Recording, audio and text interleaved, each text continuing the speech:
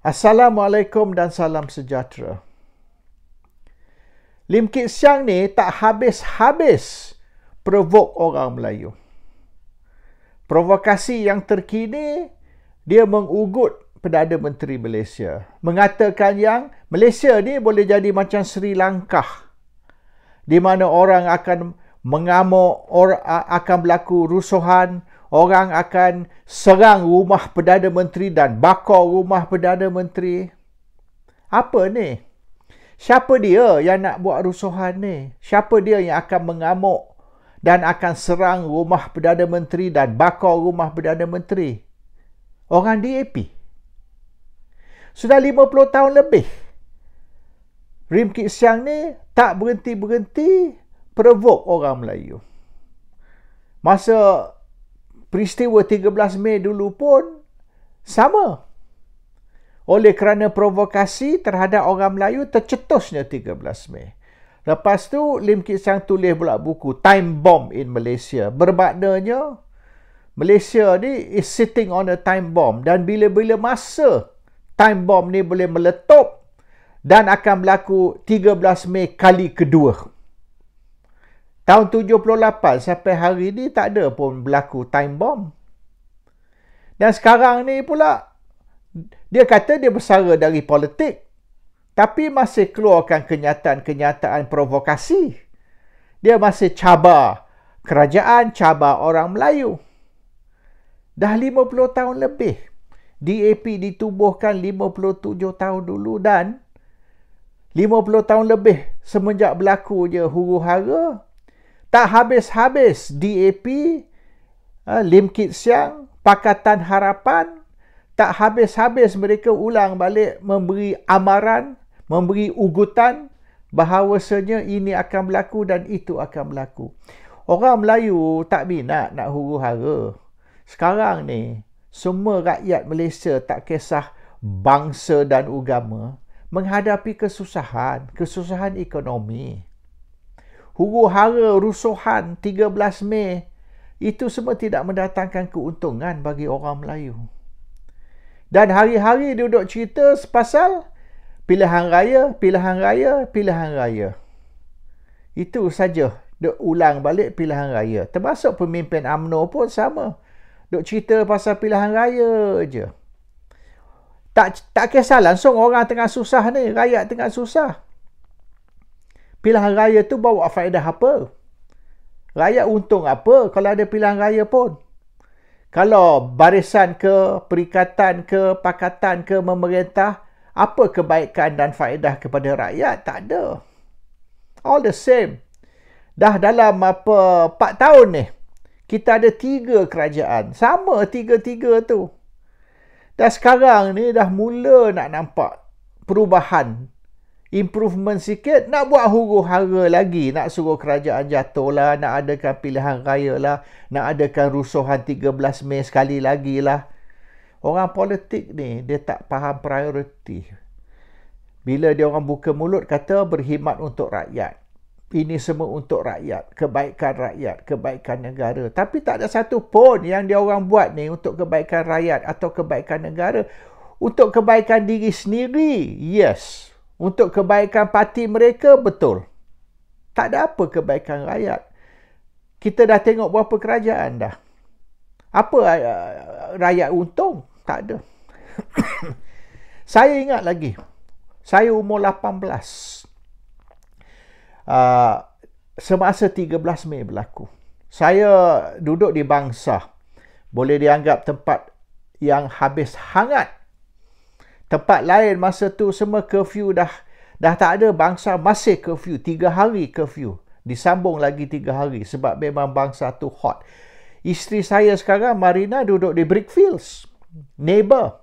Across the railway track. Jadi hari-harilah saya Bangsa, Brickfields, dan saya pun banyak kawan dekat Brickfields, dekat Railway Club tu, di belakang Scott Road tu semua banyak kawan sekolah saya.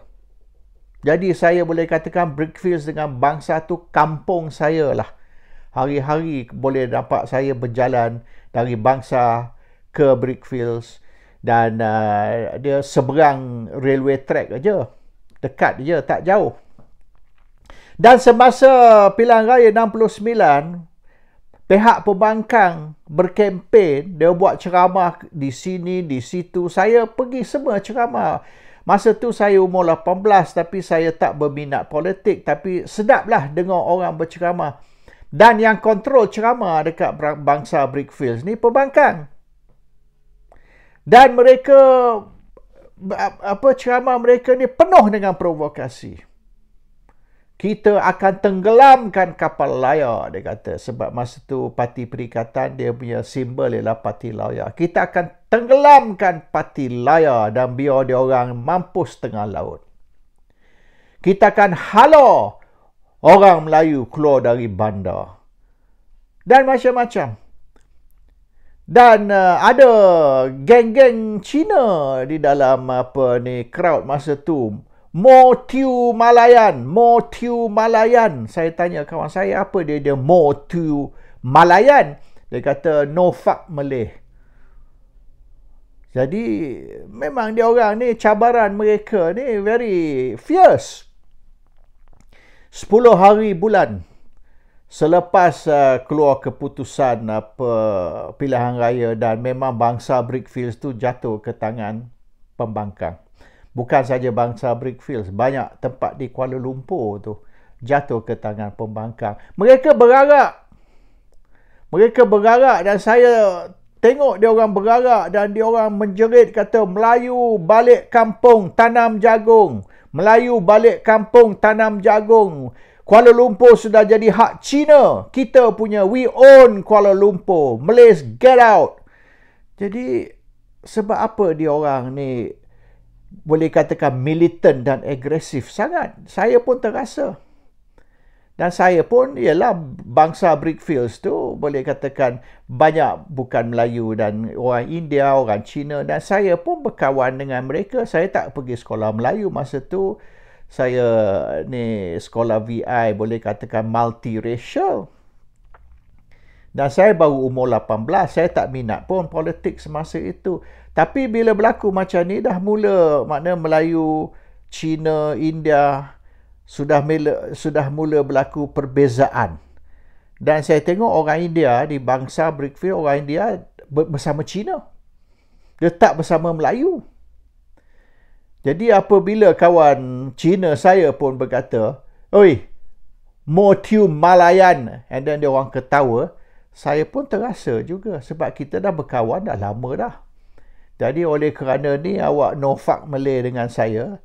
Jadi apabila 13 Mei tu, 3 hari kemudian dah, 13 Mei pagi tu, kawan-kawan saya dari bangsa tu, Kampung Haji Abdullah Hukum, Kampung Pantai Hall, semua di bawah tu, rumah saya dekat Riung, belakang Straits Times, atas bukit. Jadi diorang tu seberang jalan dekat Haji Abdullah Hukum, Pantai Hall, Pantai Dalam. Dia mari rumah, dia kata, mari kita nak pukul 3 kita nak pergi Kampung Baru, rumah Datuk Harun. Datuk Harun panggil semua orang Melayu berkumpul sebab kita nak respond kepada provokasi. Dah 2 hari dah orang Cina, orang India provokasi.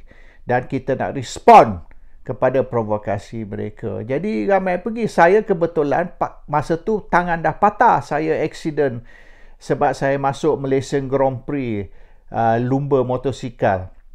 Jadi itu bulan Disember.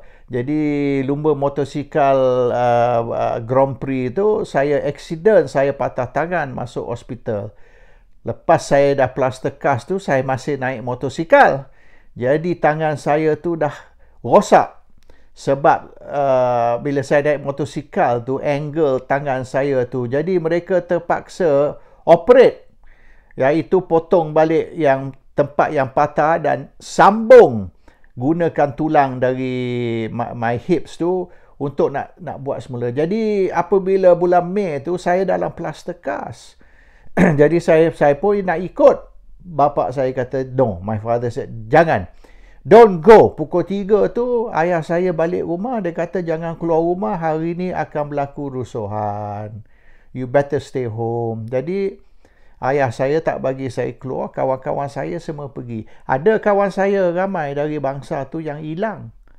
Semenjak 13 Mei sampai hari ni dah tak jumpa dah, tak tahu apa berlaku kepada mereka.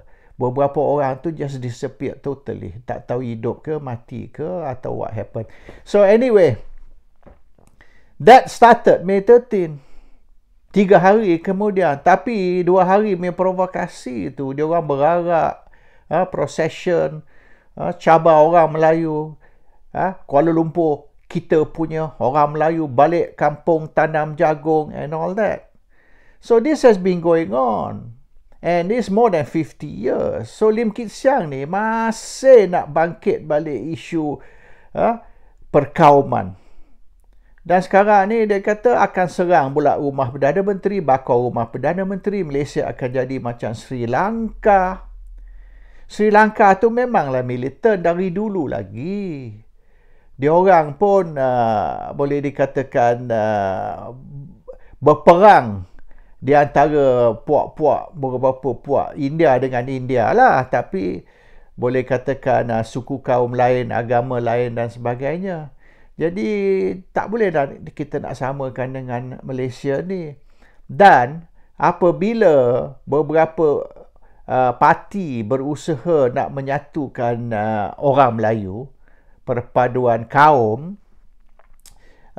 walaupun ada beberapa orang Melayu yang tak mau lihat perpaduan kaum, mereka lebih penting politik dan perpaduan kaum, terutama sekali perpaduan ummah. Dan Lim Kit Siang pula nak cuba berpisahkan rakyat Malaysia ni dan nak mencetuskan perselisihan dan huru-hara. Jadi Kit Siang ni kalau nak bersara-bersaralah, cukuplah. More than 50 years you have been provoking, macam-macam provokasi nak suruh orang bergaduh. Sekarang ni kita nak cari jalan damai, supaya kalau kita boleh berdamai dan usaha untuk boleh katakan mengatasi masalah ekonomi, terutama sekali dalam masa rakyat ni dalam kesusahan, it's better that we focus on the rakyat's welfare then we focus on pilihan raya politik dan cuba mencetuskan selisih faham di antara kaum. So this is the problem with Lim Kit Siang lah. Dia kata nak bersara, tapi tak bersara. Mungkin kita kena tunggu Tuhan bersarakan dia, barulah Malaysia ni boleh aman. Selagi ada orang macam Lim Kit Siang di Malaysia ni, susah nak cari keamanan di dalam negara. Assalamualaikum. Salam sejahtera.